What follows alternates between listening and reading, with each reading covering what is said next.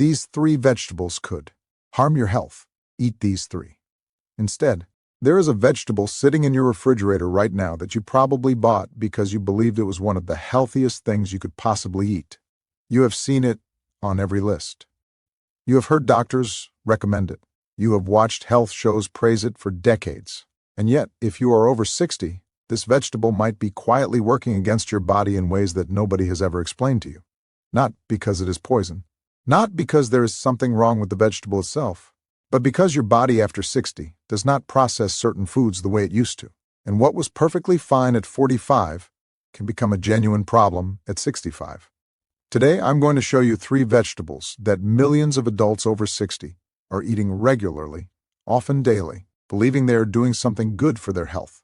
And I am going to explain exactly what these vegetables are doing inside an aging body, why you were never warned, and what symptoms you might already be experiencing because of them. Then, I am going to show you the 3 vegetables you should be eating instead. These are vegetables that actually support an aging body, that work with your changing digestive system instead of against it, and that can help protect you from inflammation, bone loss, and metabolic decline in ways that most people never hear about. By the end of this video, you will understand something that most health advice completely misses. You will understand that healthy eating after 60 is not the same as healthy eating at 40, and that one of the most important things you can do for your long-term health is learn which foods your body can still handle well and which ones have quietly become a burden. Stay with me all the way through because the 3rd vegetable I am going to reveal is the one that shocks people the most. It is recommended constantly. It appears on every superfood list. And for people over 60 with certain common health changes, it could be causing problems that seem completely unrelated to what you are eating. Let us start by understanding why this happens in the first place. Here is something that most people never think about when it comes to food and aging. Your digestive system at 65 is fundamentally different from your digestive system at 35. Not slightly different, fundamentally different. And this matters more than almost anyone realizes, because digestion is not just about comfort. It is about what your body can actually extract from the food you eat, what it can use, and what becomes a problem instead of a benefit. Let me explain what changes. First, your stomach produces less acid as you age. This is well documented in medical literature. After 60, many people have significantly reduced levels of hydrochloric acid in their stomachs compared to when they were younger. Now, most people think stomach acid is a bad thing. They think of heartburn and reflux and assume that less acid must be better. But that is not how it works. Stomach acid is essential for breaking down food properly. It is essential for extracting minerals like calcium, magnesium, and iron from what you eat. And it is essential for killing harmful bacteria that might be present in your food before they reach your intestines. When stomach acid decreases, several things happen. Food does not break down as completely. Nutrients do not absorb as efficiently. And certain compounds in food that would normally be neutralized in a younger digestive system can pass through and cause problems further down the line. Second, enzyme production declines. Your pancreas and small intestine produce enzymes that break down proteins, fats, and carbohydrates. After 60, the output of these enzymes often decreases. This means that foods which were easy to digest in your 40s can become harder to process in your 60s and 70s. You might notice this as bloating after meals. You might notice it as feeling heavy or tired after eating. You might notice it as foods simply not agreeing with you the way they used to. Third, and this is critical, the lining of your intestines changes with age. The gut barrier, which is supposed to allow nutrients through while keeping harmful substances out, can become more permeable over time. Researchers call this increased intestinal permeability, and it becomes more common after 60. When your gut barrier is more permeable, compounds that should stay inside your digestive tract can leak into your bloodstream. And when that happens, your immune system responds. It treats these compounds as invaders. It creates inflammation. This low-grade chronic inflammation is connected to joint pain, brain fog, fatigue, cardiovascular stress, and dozens of other symptoms that people over 60 often experience and assume are just normal aging. But here is the part that connects all of this to the vegetables we are about to discuss. Certain vegetables contain compounds that are perfectly manageable for a young, robust digestive system, but become problematic when stomach acid is low, enzyme production is reduced, and gut permeability is increased. These compounds include oxalates, goitrogens, lectins, and alkaloids. You may have heard some of these terms before, but what you probably have not heard is how differently they affect an aging body compared to a younger one. A 30-year-old with strong stomach acid, high enzyme output, and a tight gut barrier can eat these vegetables regularly with almost no negative effects. Their body neutralizes the problematic compounds efficiently and extracts the beneficial nutrients without issue. But a 65-year-old with reduced stomach acid, lower enzyme production, and increased gut permeability may experience a completely different response to the exact same vegetables. The problematic compounds are not neutralized as effectively. They are not processed as quickly, and they can accumulate in ways that cause real symptoms over time. This is not about vegetables being bad. This is about understanding that your body has changed and that your food choices need to reflect those changes. If you have been eating certain vegetables regularly for years, and you have noticed increasing joint stiffness, digestive discomfort, thyroid changes, kidney issues, or inflammatory symptoms that seem to have no clear cause, what you are eating could be a significant factor that nobody has connected for you. If that sounds like something you need to understand better, subscribe to Wellness Secrets right now, because this is exactly the kind of health information that can change how you feel day to day. And most channels never go this deep. Now, let me show you the first vegetable you need to reconsider. The first vegetable I need you to understand differently is spinach. I know. I can already sense the reaction. Spinach is supposed to be one of the healthiest foods on the planet. It has been praised for generations. It is packed with iron, vitamin K, folate, and antioxidants. It appears on virtually every list of superfoods ever created. And for younger people with fully functioning digestive systems, spinach is genuinely beneficial. But for adults over 60, especially those eating raw spinach regularly in salads and smoothies, there is a problem that rarely gets discussed. Spinach is extremely high in compounds called oxalates. Oxalates are naturally occurring substances found in many plants. They serve as a defense mechanism for the plant, and in small amounts, a healthy human body can process them without difficulty. But spinach contains some of the highest oxalate levels of any commonly eaten vegetable. A single cup of raw spinach contains roughly 600 to 700 milligrams of oxalates. Compare that to most other vegetables, which contain 10 to 50 milligrams per cup. The difference is enormous. Now let me explain what happens to these oxalates inside your body, especially after 60. When you eat high oxalate foods, the oxalates bind to minerals in your digestive tract. They have a particular affinity for calcium. When oxalates bind to calcium, they form tiny crystals called calcium oxalate. In a younger person with strong kidney function, most of these crystals are filtered out and excreted without issue. The kidneys handle them efficiently. But kidney function naturally declines with age. By the time you reach your 60s, your kidneys are typically operating at 60 to 70% of their peak capacity, even if you have no diagnosed kidney disease. This is a normal part of aging. When kidney function is reduced, the body's ability to clear calcium oxalate crystals decreases. These crystals can begin to accumulate, and when they accumulate in the kidneys, they form the foundation for kidney stones. Research has consistently shown that high oxalate intake is one of the primary dietary risk factors for kidney stone formation. And adults over 60 are already at increased risk for kidney stones due to reduced kidney function, common medications that affect mineral balance, and decreased fluid intake. But kidney stones are not the only concern. Remember that oxalates bind to calcium. When you eat a high oxalate food like spinach, the oxalates bind to the calcium in that food, and also to calcium from other foods you eat at the same meal. This bound calcium cannot be absorbed by your body. It passes through your digestive system without ever reaching your bones. For someone over 60, this matters enormously because calcium absorption is already declining. Bone density is already a concern. Osteoporosis risk is already increasing. If you are eating large spinach salads every day thinking you are getting valuable nutrients, you might actually be reducing your calcium absorption during those meals. The very thing you are trying to support, your bone health, could be undermined by a food you trust completely. There is another layer to this that most people never consider. When oxalates are not fully processed and cleared, they can accumulate in other tissues besides the kidneys. Research has found oxalate deposits in joints, in blood vessels, in the thyroid, and in other tissues throughout the body. Some researchers believe that this accumulation contributes to joint pain and stiffness, particularly in people who consume high oxalate diets over many years. If you have noticed increasing joint discomfort that does not seem connected to injury or obvious arthritis, your oxalate intake could be a contributing factor. Let me be clear about something important here. I am not saying that spinach is toxic. I am not saying you can never eat it again.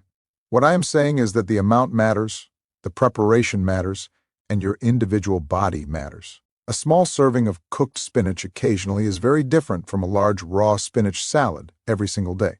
Cooking reduces oxalate content significantly. When you boil or steam spinach, a substantial portion of the oxalates leach out into the cooking water. If you discard that water, you have removed a meaningful amount of the oxalates while retaining many of the beneficial nutrients. Raw spinach, on the other hand, delivers the full oxalate load directly into your digestive system. If you are someone who drinks a green smoothie every morning with a large handful of raw spinach, or someone who eats a big spinach salad for lunch every day, I want you to understand that this daily habit could be causing problems you have never connected to your diet. Here is what I recommend. First, reduce the frequency of raw spinach consumption. Instead of daily, consider a few times per week at most. Second, when you do eat spinach, cook it.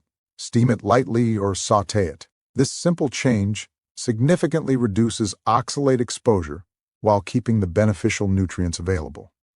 Third, do not combine high oxalate meals with your calcium sources.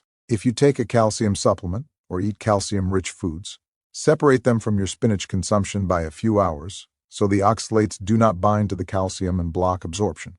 Fourth, consider lower oxalate leafy greens as your daily option.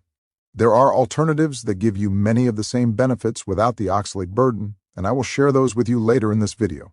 Fifth, stay well hydrated. Adequate water intake helps your kidneys process and clear oxalates more efficiently. This is especially important if you have been consuming high oxalate foods regularly for years. If you have experienced kidney stones in the past, if you have been told you have reduced kidney function, or if you have a family history of kidney problems, this information is particularly important. For you, continuing to eat large amounts of raw spinach could be significantly increasing your risk in ways that are completely avoidable. For most people over 60, the shift from raw spinach as a daily staple to cooked spinach as an occasional side dish is a simple change that removes a meaningful health burden without sacrificing the foods you enjoy. The next vegetable I need to discuss is one you almost certainly eat regularly. It appears in sauces, stir-fries, salads, and dozens of recipes you probably make every week. And for people over 60, particularly those dealing with joint pain and inflammatory symptoms, this one could be a significant hidden trigger. The second vegetable category I need you to understand is one that appears in almost every kitchen in the country. It is in your pasta sauce.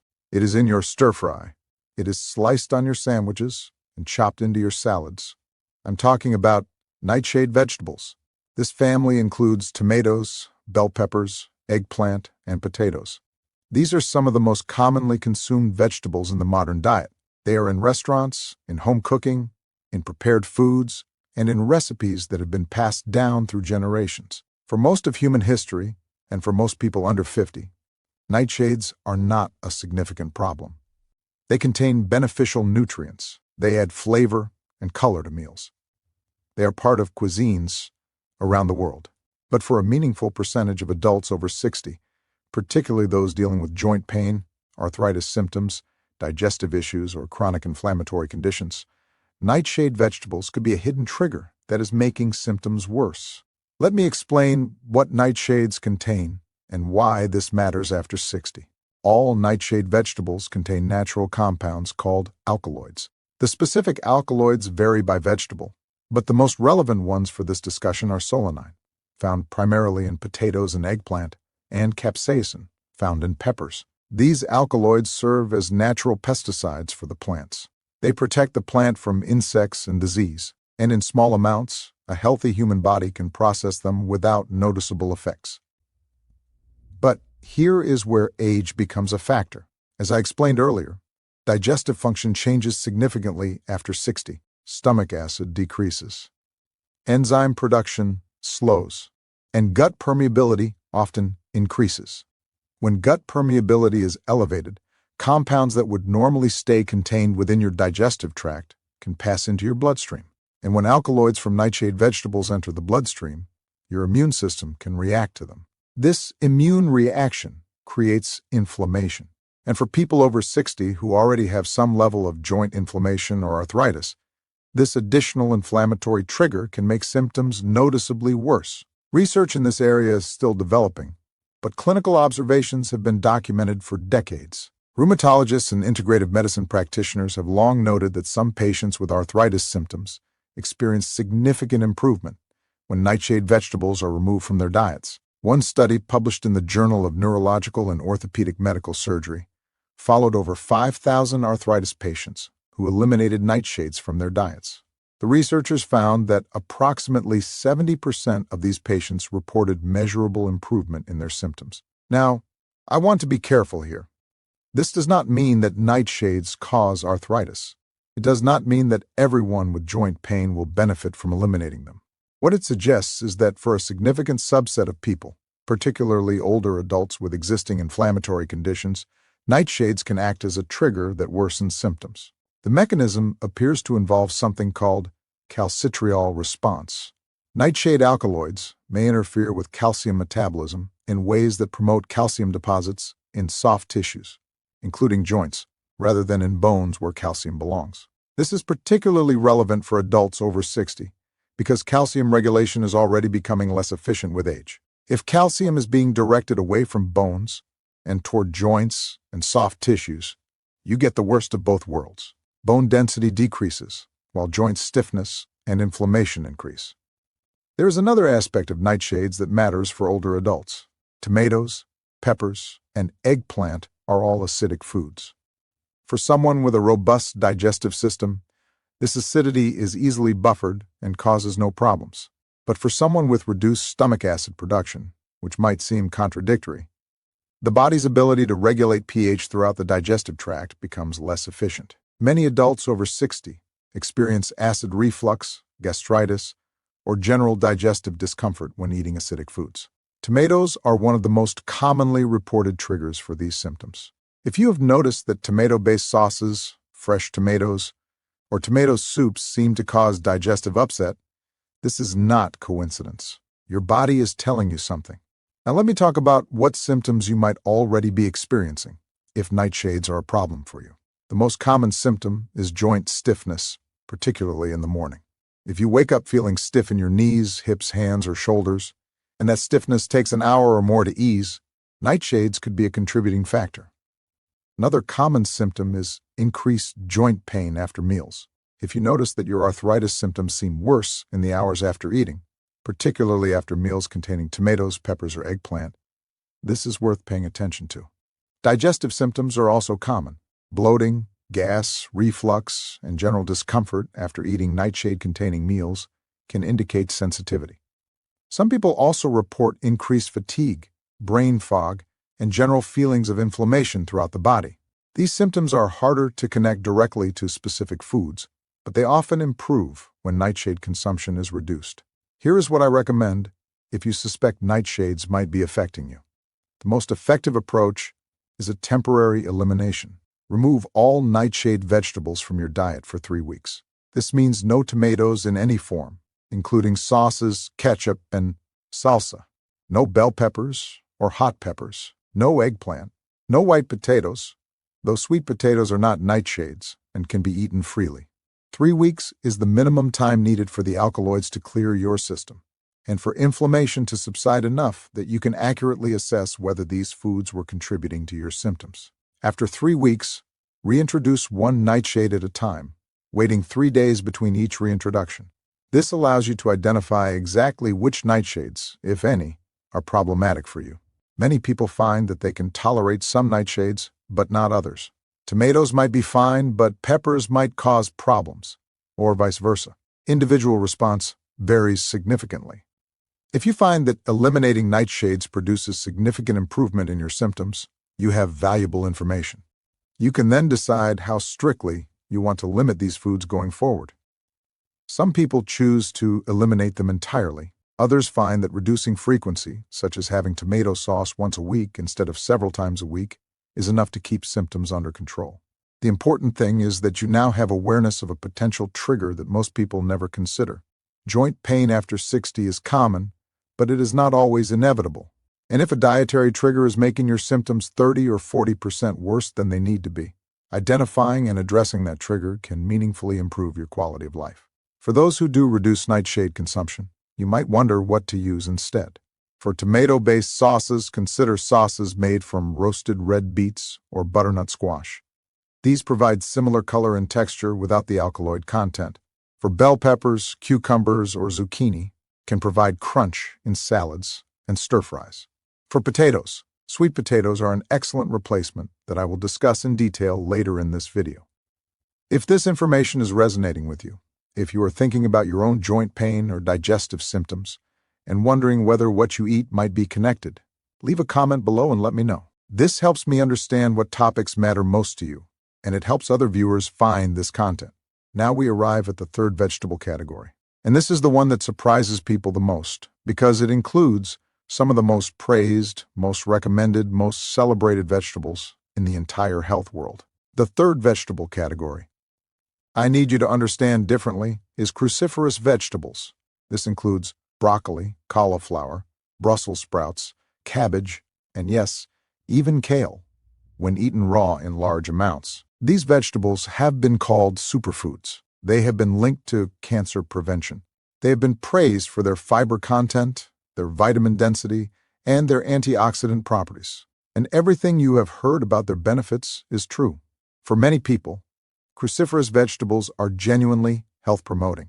But for adults over 60, particularly those with any degree of thyroid dysfunction, eating large amounts of raw cruciferous vegetables regularly can create a problem that most health advice completely ignores. Let me explain what is happening inside your body.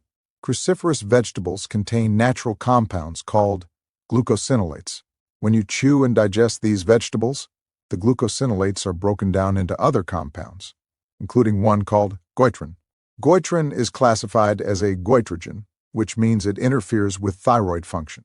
Specifically, goitrogens block the uptake of iodine into the thyroid gland. Iodine is absolutely essential for producing thyroid hormones. Without adequate iodine uptake, your thyroid cannot produce enough T3 and T4, the hormones that regulate your metabolism, your energy levels, your body temperature, your cognitive function, and dozens of other critical processes. Now, for a young person with a perfectly functioning thyroid and adequate iodine intake, eating cruciferous vegetables occasionally is not going to cause thyroid problems. Their thyroid has enough reserve capacity to compensate for the temporary interference. But after 60, the situation changes significantly. Thyroid function naturally declines with age. Studies have shown that thyroid hormone production decreases by approximately 15 to 20% between the ages of 40 and 70, even in people without diagnosed thyroid disease. The thyroid gland itself often shrinks slightly. Its ability to concentrate iodine becomes less efficient. This means that an aging thyroid is already working with reduced capacity. It does not have the same reserve it once had. And when you add goitrogen exposure from regular consumption of raw cruciferous vegetables, you are placing additional stress on a system that is already strained. The result can be subclinical hypothyroidism, a condition where thyroid function is reduced, but not enough to trigger abnormal results on standard blood tests. You feel the effects, but your doctor tells you everything looks normal. What are those effects? Fatigue is the most common. Not just normal tiredness, but a deep, persistent exhaustion that does not improve with rest. You wake up tired. You feel drained by mid-afternoon. You lack the energy you used to have for activities you once enjoyed. Weight gain is another common symptom, particularly weight that seems to accumulate despite eating reasonably and staying active. When thyroid function is reduced, metabolism slows, and the body stores calories as fat more readily. Cold intolerance becomes more pronounced. You feel cold when others are comfortable. Your hands and feet are always cold. You need extra blankets at night. Cognitive changes are also common. Brain fog, difficulty concentrating, slower mental processing, and memory problems can all be connected to reduced thyroid function. Constipation and digestive sluggishness often accompany thyroid issues because the entire digestive system slows down when metabolism decreases. And here is what makes this so difficult to identify. All of these symptoms are commonly attributed to normal aging. If you tell your doctor you are tired, gaining weight, feeling cold, and having trouble concentrating, they might tell you that is just part of getting older. But it is not always just aging. Sometimes it is a functional problem that can be improved by changing what you eat. If you have been eating large, raw kale salads, drinking smoothies loaded with raw broccoli, or consuming raw cruciferous vegetables daily because you believed they were the healthiest possible choice, you might inadvertently be suppressing your thyroid function. I want to be very clear about something important here, because I do not want you to walk away from this video afraid of broccoli. That is not the message. The message is about preparation and quantity. Cooking cruciferous vegetables significantly reduces their goitrogen content. Heat breaks down the enzymes that convert glucosinolates into goitrogens. This means that steamed broccoli, roasted cauliflower, sautéed kale, and cooked cabbage are far less likely to interfere with your thyroid than their raw versions. The difference is substantial. Some studies suggest that cooking reduces goitrogen activity by 70 to 80% or more. This transforms these vegetables from potential thyroid stressors into genuinely protective foods. So the fix is not to eliminate cruciferous vegetables. The fix is to change how you prepare them. If you love kale, cook it. Sauté it with olive oil and garlic. Add it to soups. Bake it into crispy chips. All of these methods reduce the goitrogen load while preserving the valuable fiber, vitamins, and cancer-protective compounds. If you enjoy broccoli, steam it lightly until it is bright green and slightly tender. Roast cauliflower until it caramelizes. Make cooked cabbage a regular part of stews and stir-fries. The nutrients remain available. The fiber still supports your digestion. The antioxidants still protect your cells. But your thyroid is no longer under constant assault from raw goitrogens. There is one more factor to consider here. Iodine status matters significantly. If you have adequate iodine intake, your thyroid can withstand some goitrogen exposure more easily. But many older adults, particularly those who have reduced their salt intake for blood pressure reasons, may be unknowingly low in iodine. Table salt in most countries is iodized, meaning it contains added iodine. If you have switched to sea salt, Himalayan salt, or other specialty salts for health reasons, you may have inadvertently eliminated a primary source of iodine from your diet. Combined with regular raw cruciferous vegetable consumption, this creates a perfect storm for thyroid suppression. Consider having your iodine status evaluated. You can also ensure adequate intake by consuming sea vegetables occasionally, eating fish regularly, or using iodized salt in moderation. Dairy products also contain iodine for those who tolerate them well. Let me summarize what we have covered about raw cruciferous vegetables. They contain goitrogens that interfere with thyroid function. This interference is more significant for adults over 60 because thyroid function is already declining. Symptoms of thyroid suppression include fatigue, weight gain, cold intolerance, brain fog, and digestive slowness. These symptoms are often mistakenly attributed to normal aging. The solution is simple. Cook your cruciferous vegetables instead of eating them raw. This dramatically reduces goitrogen activity while preserving the beneficial compounds, and ensure adequate iodine intake to support thyroid function. If you have been experiencing unexplained fatigue, weight gain, or other symptoms I described, and you have been consuming large amounts of raw cruciferous vegetables, try switching to cooked versions for 1 month and observe whether your symptoms improve. The change can be significant. I have seen people who felt exhausted for years regain their energy simply by modifying how they prepared vegetables they were already eating. The solution was in the kitchen the entire time. We have now covered the 3 vegetable categories that can cause problems for adults over 60. Raw spinach with its heavy oxalate load, nightshade vegetables with their inflammatory alkaloids, and raw cruciferous vegetables with their thyroid-suppressing goitrogens. None of these vegetables are poisons. None of them need to be feared. But all of them require awareness, particularly as your body changes with age. Small adjustments in preparation, frequency, and portion size, can eliminate the problems while preserving the benefits. This is not about restriction. It is about intelligence. It is about working with your body as it is now, not as it was 20 years ago. In the next section, I'm going to show you the 3 vegetables that actively protect an aging body. These are vegetables that support thyroid function instead of suppressing it, that reduce inflammation instead of triggering it, that strengthen bones instead of blocking calcium absorption. And I'm going to give you a practical weekly plan for integrating them into your meals starting today.